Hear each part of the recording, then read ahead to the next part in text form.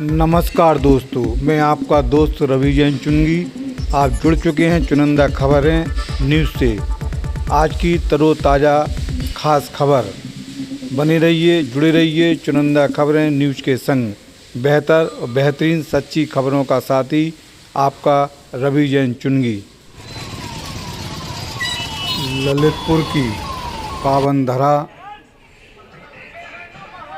श्री बालाजी सरकार धाम गोविंद नगर के पवित्र प्रांगण में हर वर्ष की तरह इस वर्ष भी श्री बालाजी सरकार का 37वां हवन उत्सव विगत दिनों परम पूज्य अनूप शर्मा जी बंगरावाले महाराज के मंगल सानिध्य में संपन्न हुआ, जिसमें सुंदरकांड और अन्य कार्यक्रम रहे। नगर पालिका परिषद की ओर से सफाई व्यवस्था बेहतर रही।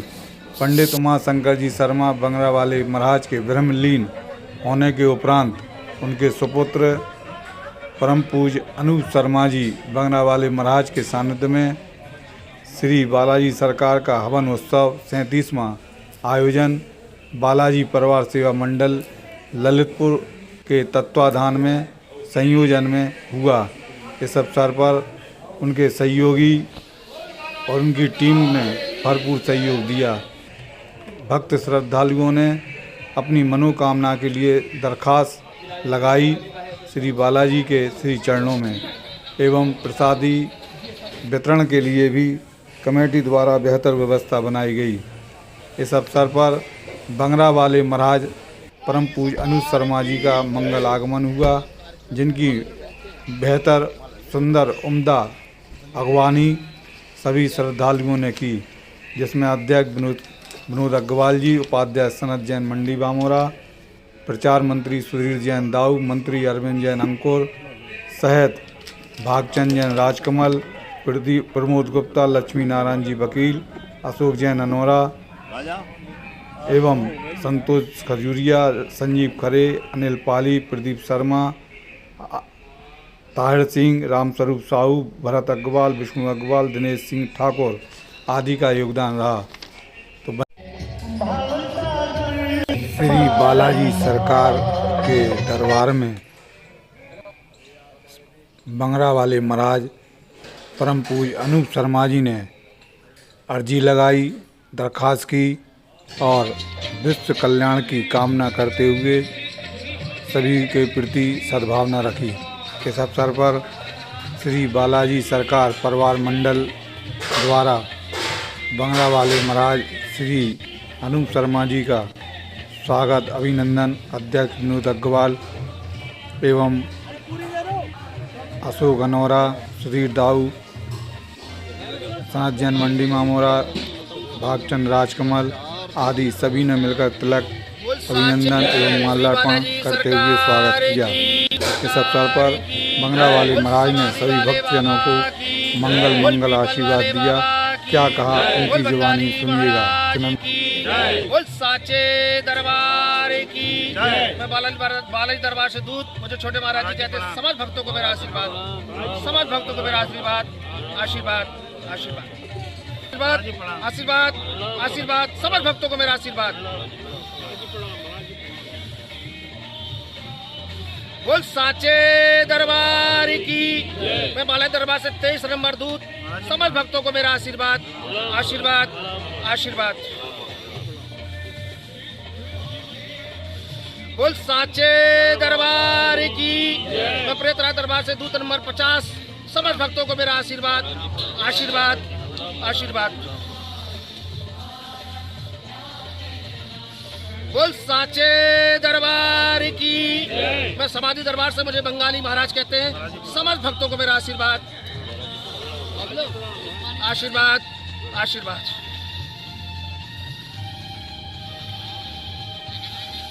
बोल साचे दरबार की समझ भक्तों को मेरा आशीर्वाद, आशीर्वाद।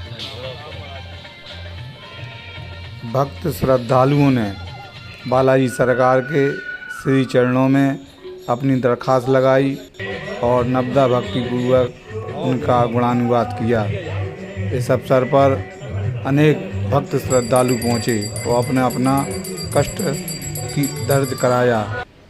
श्री 37वां हवन उत्सव भक्त श्रद्धालुओं ने पीत वस्त्र धारण करते हुए विशुद्ध भाव से विश्व कल्याण की कामना से किया।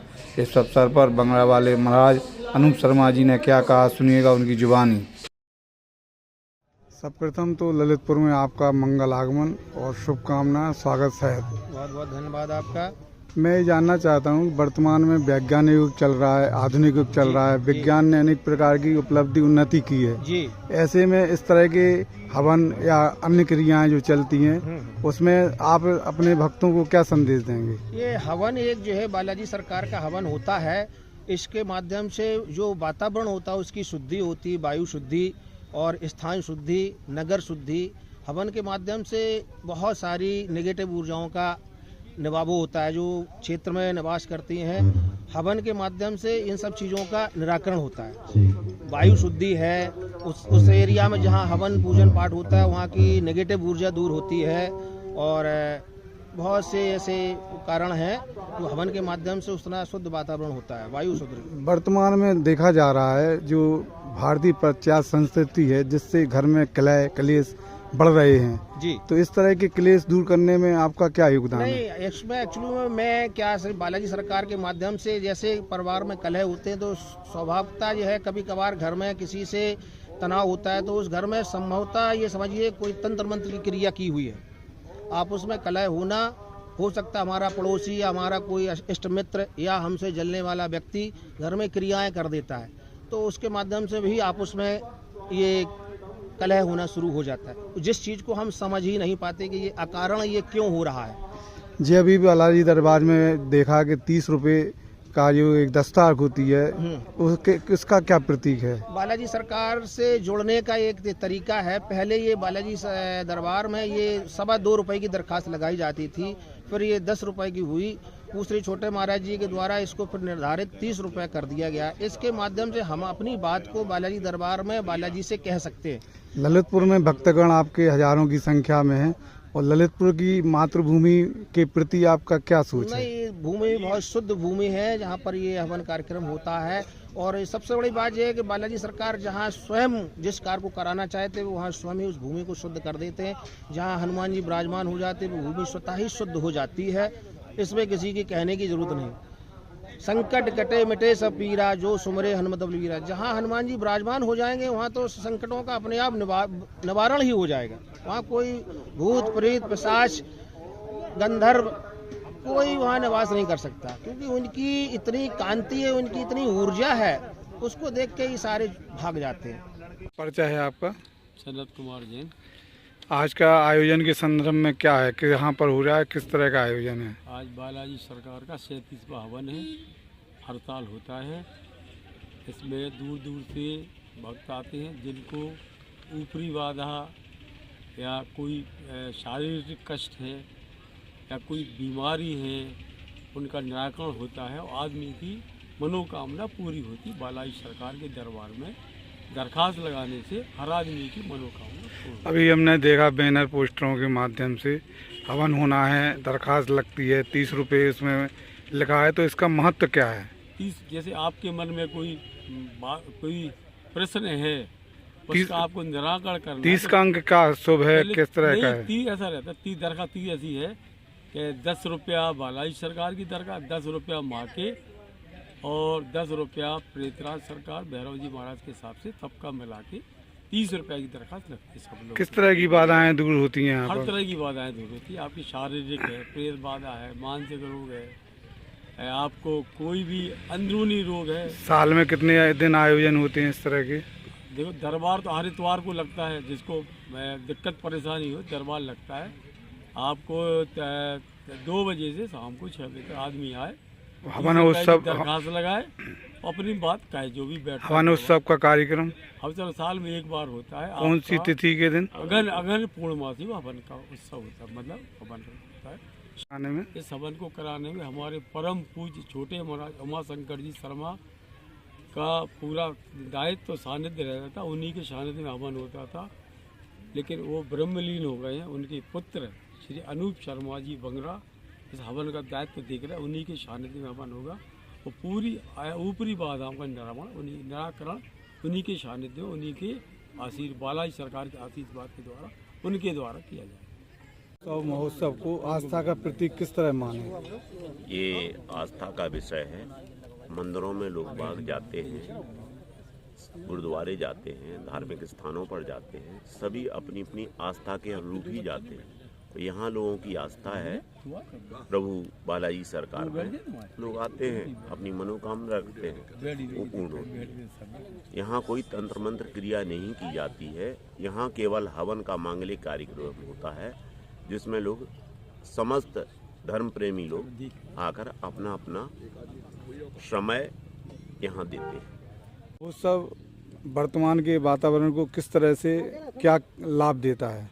हवन महोत्सव हवन होने से ये वातावरण में शुद्धि आती है। जो आहुतियाँ लगती हैं, ये सब जो है घी तिली वगैरह जो कुछ भी सामान मिलता है, इससे जो ऊर्जा निकलती है उससे वातावरण शुद्ध होता है। बात करें इस वैज्ञानिक आधुनिक युग में, जहां साइंस ने अनेक प्रकार की उत्पत्ति और उपलब्धि हासिल कर ली है, ऐसे में इस तरह की हवन और तंत्र क्रियाओं का महत्व कितना रह जाता है?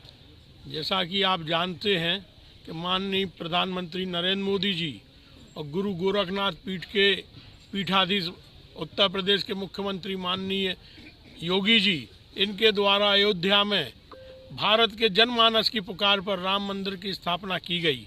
ये आस्था विश्वास का प्रतीक है और इसी विश्वास से यहाँ दुनिया आती है, बालाजी सरकार के चरणों में अपनी दरखास्त लगाती है और उसको पूरा लाभ मिलता है। इसी आस्था और धर्म के लिए माननीय मोदी जी और योगी जी धर्म का झंडा उठाए हुए हैं। हम लोग भी उन्हीं के अनुयायी हैं।